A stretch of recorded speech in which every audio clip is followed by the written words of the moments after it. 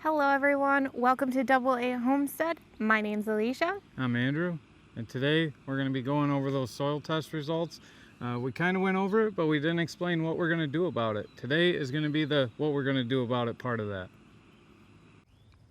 First things first, we're going to go ahead and take care of this lime issue. So as you can see, soil pH is 5.8 and then a lime index of, I think that says 6.9. I'm trying to read it through the screen here, so I'm going to go ahead and scroll down. You can see that it does recommend desired fertilizer ratios, and it gives you the pounds per 1,000 square feet. So we're going to go ahead, keep going. There we go, lime recommendation. So the recommendation is 300 pounds of lime per 1,000 square feet.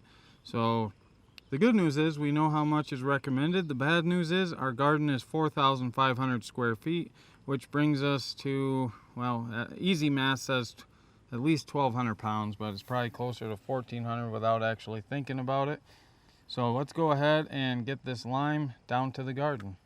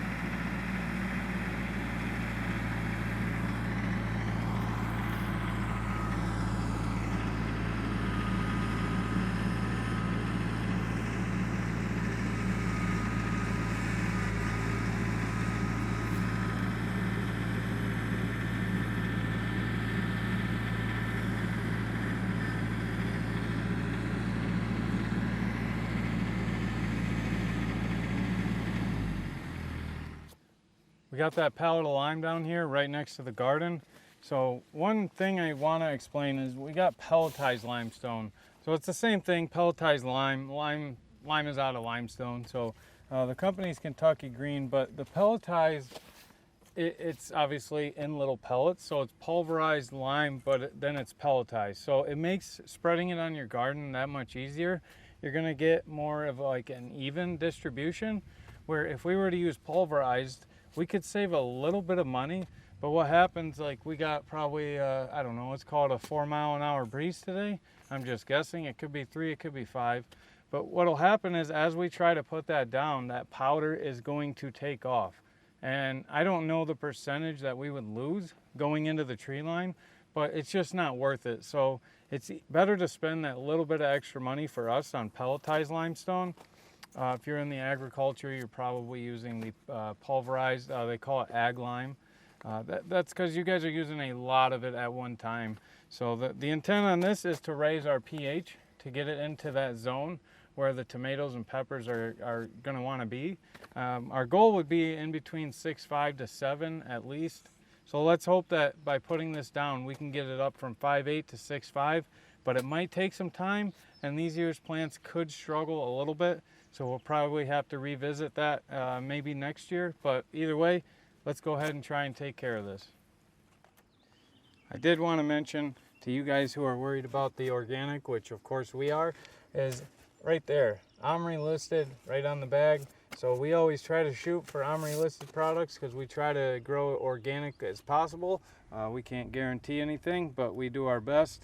So let's go ahead and go get that device we're going to use to spread this. So if you watched our videos last year, you'll know all of our garden stuff ended up in this trailer. So we are going to grab the spreader. Just gotta open this here door. And don't mind the mess. It is a cluster in here, but it looks bad, but it is organized, I promise. We know where everything is, kind of, as this closes on me. So I'm just gonna use this seed spreader. That seems to be the best option. So we're gonna go over there. We're gonna grab some measurements, set up kind of a control area, and see how much we're spreading, because 4,500 square feet is quite a bit, especially when you're trying to put 300 pounds only in 1,000 of it. So let's go over there.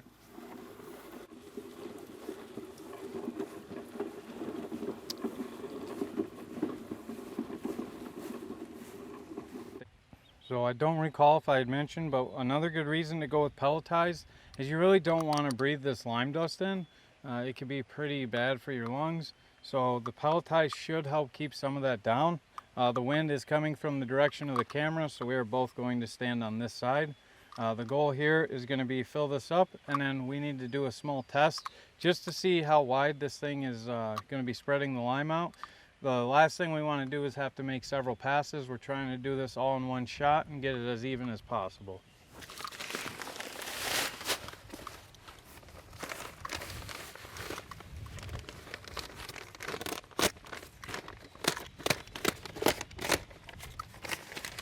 Just make sure you... Yep.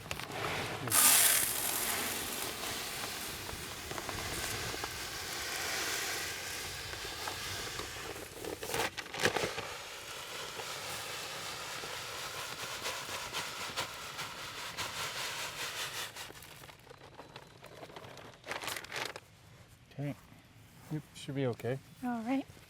Now let's go ahead, and we're gonna have to go see and hear how wide this thing is gonna be spreading. And I may have to pull it. That's probably my best bet. Okay. Now let's see, we open, I don't recall. I think we go like that. We're gonna have to see how wide this is. Where'd that tape measure go? Right there. Okay. You want to come over there and help me find kind of the ends? It's a little hard to see, but I feel like we might be able to. So just do your best. Try to, you see the different color of the pellets? Yeah. See if you can find kind of the edge. We don't want to go to the last one. We kind of want to go where it's, in quotations, heavy. Say about here. Okay, so then it's probably pretty close to the same here.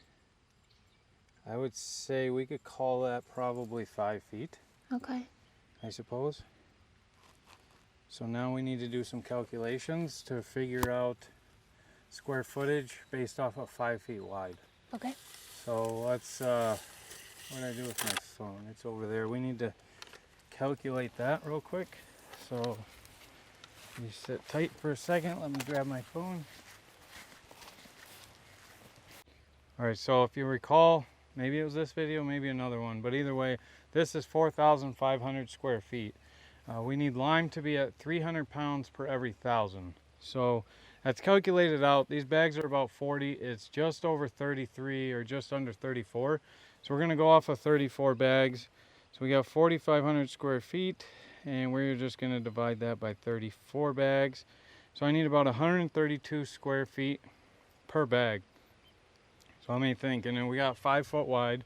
So if I do the math, it's probably, let's see, 5 times 26. So 26 feet is 130 square feet. If I do 5 times, I think that's just 135, yeah. 5 times 27, yeah, that should be 135. So it's in between 26, 27. We're not gonna do exact, we're just gonna do 26. I know it probably seems like we're doing exact, but the goal here, if you spend all this money, you might as well try and make it as even as possible. So we're gonna measure out 26 feet, and our goal is to get rid of an entire bag in 26 feet in one pass. We got 26 feet measured out. This thing is an old spreader. I got it in 2010 at a garage sale, I think. So it's not an exact here. We're just gonna guess and I don't know. I got to get rid of this whole thing from here to there. That's a lot of lime to move. Let's see what happens, I guess. Not super confident here as I'm going. I think I might have to do everything twice. Uh-oh. I think that's like about as open as it gets. I'm gonna have to try and open it all the way. That's not good. That's gonna, oh, there's a broken arrow. Didn't they say that in the Mel Gibson We Were Soldiers movie? All right. Let's see, it's as open as it can get now.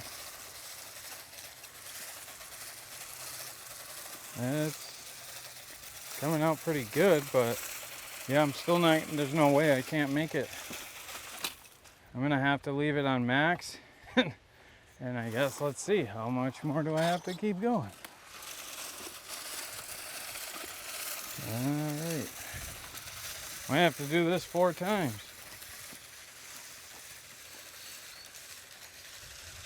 Maybe 5. This isn't going as I planned. That stuff smells too. Okay, that's, I think, number 4. Let's try 5. I was hoping we could do it in 1.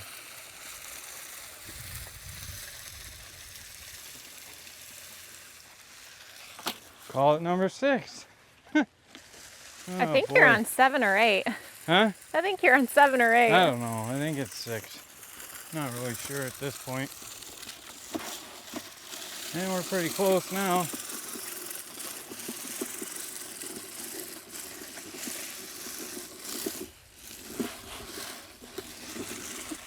Well, maybe I should have bought one of them new ones, huh? I guess what's a little extra time? Is it worth $300? Probably. So it's got to go a lot of times, I guess. So I suppose maybe we just, yeah. So as you can see, Andrew has done the math. He's got it all worked out. Unfortunately, it's going to take quite a few passes to get that 26 feet filled with that 1 bag of lime. So what we're going to do is we're going to go ahead and get that lime in this garden. It's going to take a little bit of time, so we're not going to bore you with that detail since you already know what we're going to be doing. So we're going to go ahead and do that, and then we'll be back.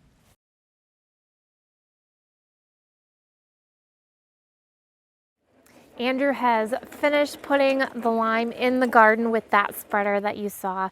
And the next step for us is to rototill this lime into the garden. And then after that, we are going to water it to activate that lime.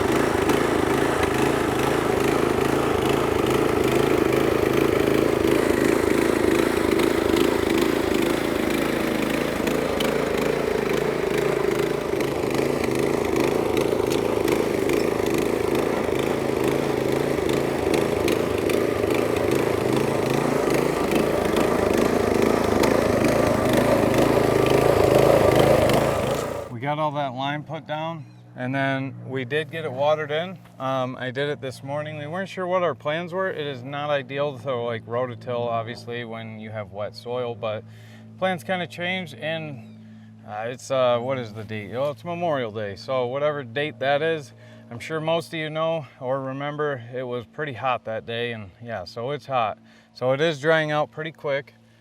We are going to go ahead and add some more fertilizer as well as some compost today. We need to go through the rest of that soil test with you and tell you how we're going to keep on fixing that. The next thing that we need to correct in here would be the calcium. That is at 600 ppm, but when we added the lime, that boosted the calcium in the soil. So we're not concerned at this point to be doing anything with calcium. Yeah, the other fertilizers we add are going to be a little bit of calcium as well. And then we're going to do something later when we plant. We are going to show you or tell you about that on this video. You're not going to be able to see it because that's going to be when we plant, but we're just going to let you know what we will do when we plant. this box that I have here, this is blood meal, and this is going to be our nitrogen. Yep, so our soil test wanted like somewhere around a 12, 12, 12. Well, as you can see, blood meal is a 1200.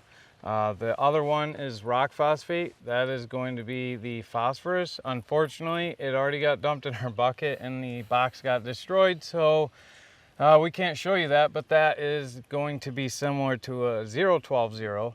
And then the last one is for the potassium. You got langbonite, it's 0022, so we are going to have to cut this in half almost compared to that, just to get that number about the same.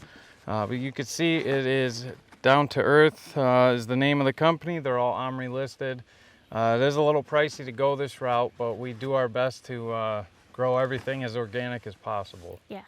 Well, Andrew goes and gets that fertilizer mixed up for us. What we're going to do is we're actually going to be laying the ground cover temporarily, just so we get an idea of where those rows are. So we're not using all that fertilizer, you know, in like a 5-foot walkway. So we know exactly where that fertilizer is going to go, so we're not wasting money on that. As you can see behind me here, Andrew is taking out the ground cover. We actually, as we took them up, labeled them so we know where they're going to make it easier on us, which is fantastic. We don't want to spend all day searching what goes where. So we're just trying to figure out what row goes where right now. I decided to take the camera and I underneath the umbrella. We're gonna take a little sun break. It's getting later in the day. It's about 4 o'clock. That's usually when we get our hottest point of the day. But Andrew took the tractor and he got some compost. We got that first ground cover laid out, and we've got the row where we want it, or where it's supposed to be. And we're just gonna go ahead and get that compost, and then we are going to till that in.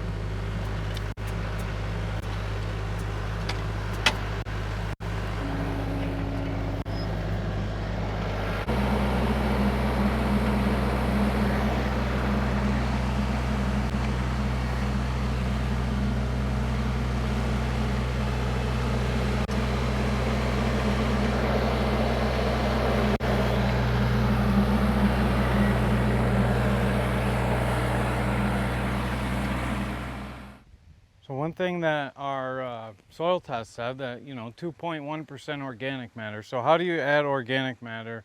Well, you add compost. So that's going to add to our organic matter, which is 2.1%. This should bring it up. Also, it's going to add some nutrients. So there's a lot of places you can get compost. Personally, we like leaf compost.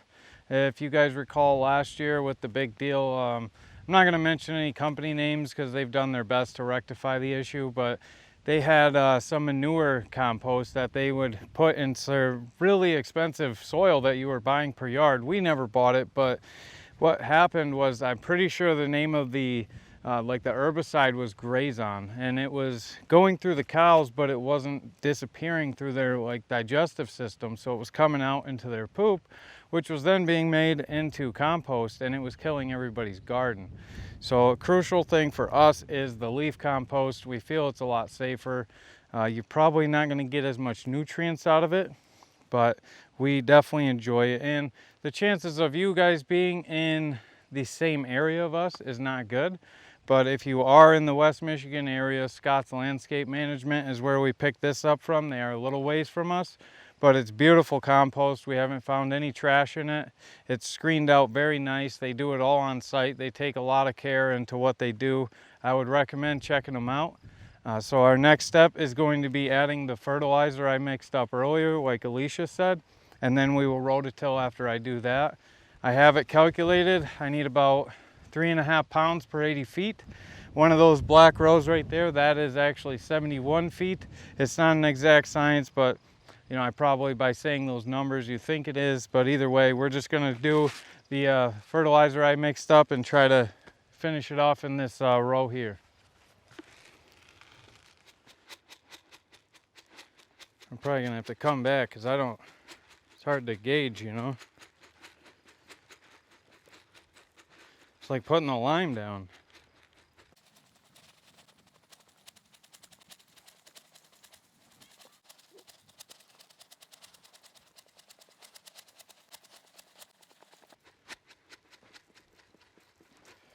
Yeah, kind of as expected. I'm gonna have to come back that way.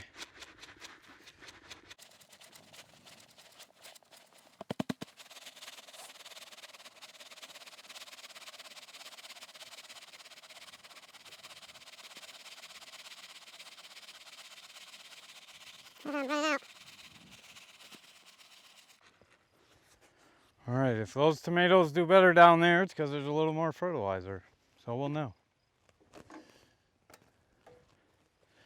All right, so if you follow our videos, this is probably the 17th time you've watched us rototill. Usually I would try not to rototill this much, but yeah, with the garden breaking the sod up, you have to do that. And then it was just, there was obviously a lot of clay in it. It kicked my butt, but now we're in the forward mode, so it makes it a lot easier. But let's go ahead and get this fertilizer and compost tilled into the ground.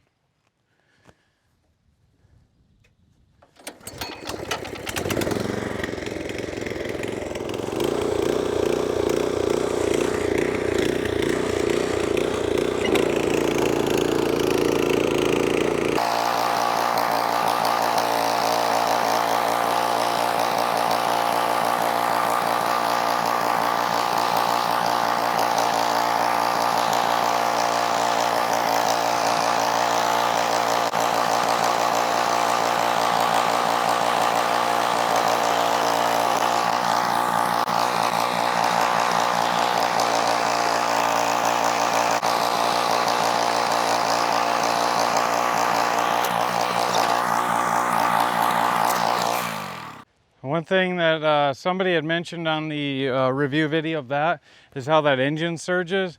My belief would be that's related to the ethanol. We would use ethanol and Stabil. Where we lived before, we didn't have access to non-ethanol. So I would say that one's on me, not on the machine. I was debating on cleaning the car, but I just had so much to do. So what I'm gonna do this winter is I'm gonna clean that carburetor and or just replace it for $30. And in the event that I do that before next spring, if I use it, or maybe I'll even use it this fall, I don't know yet, maybe some food plots for deer. But if I do, I'm gonna definitely update that, especially once I get rid of that surging. And again, I would say that's on me, not on the machine, so don't hold it against it. The next thing that Alicia and I are going to do is we're going to fold this back out and go ahead and get this stapled down.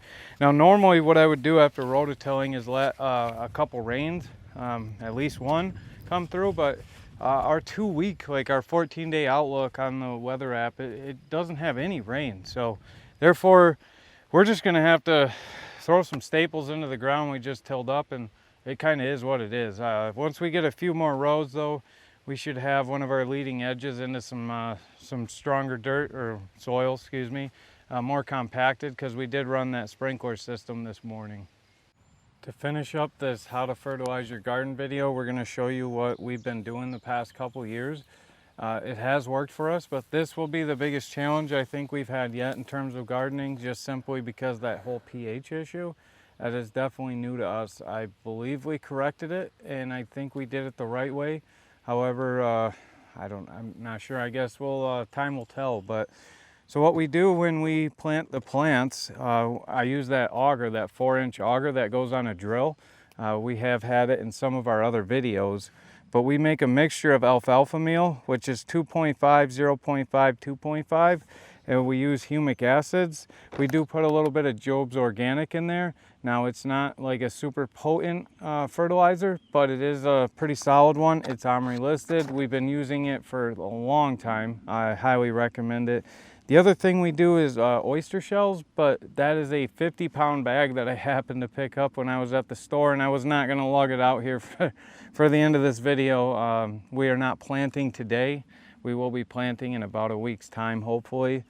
We are going to be going away for a little bit of a 5-year anniversary trip, so we're really looking forward to that.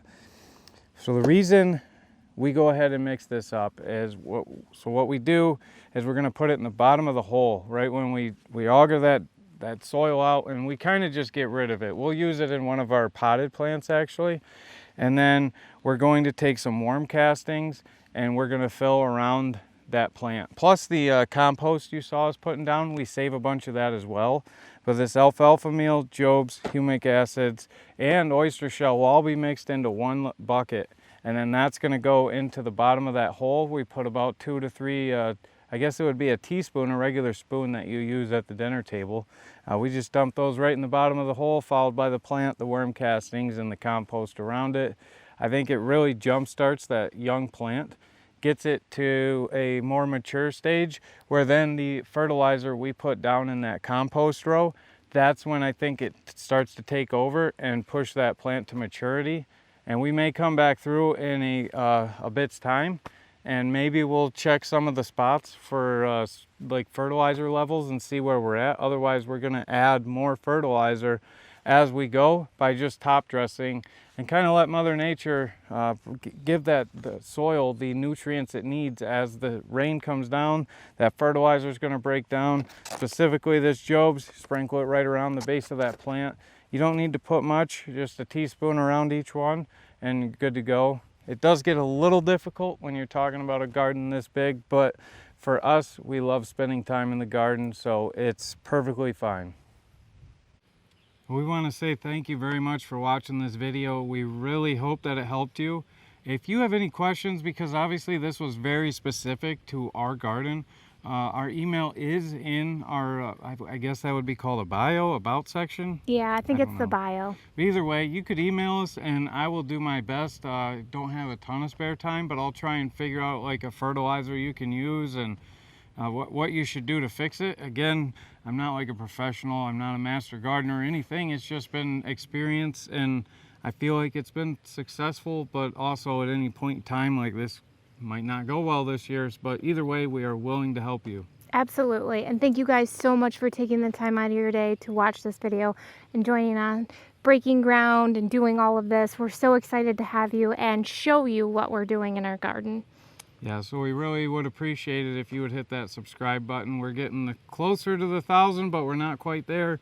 If you know anybody that does YouTube, they could tell you why 1,000 is so important. So hit that subscribe button, the notification bell, the like button, leave us a comment, all that standard YouTube stuff. All right, take care, guys. Yep, we'll see you.